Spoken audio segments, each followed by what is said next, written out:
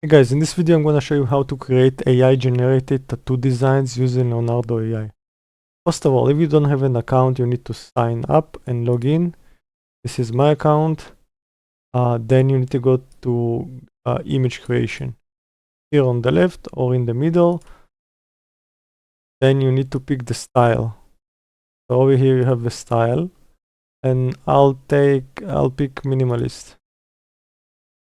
Then you need to enter a description. I wrote this one with the lion shape, copy and paste.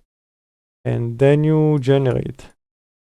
Now, before you generate, you want to put a square because it's probably the best for tattoo. And how many images?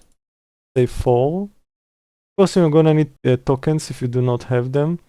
And then you generate. Now it's gonna generate 4 pictures, and you can pick any of them you want.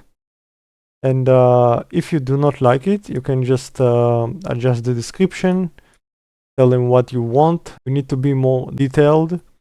Give him the information, and then you can download. As you can see, look at this.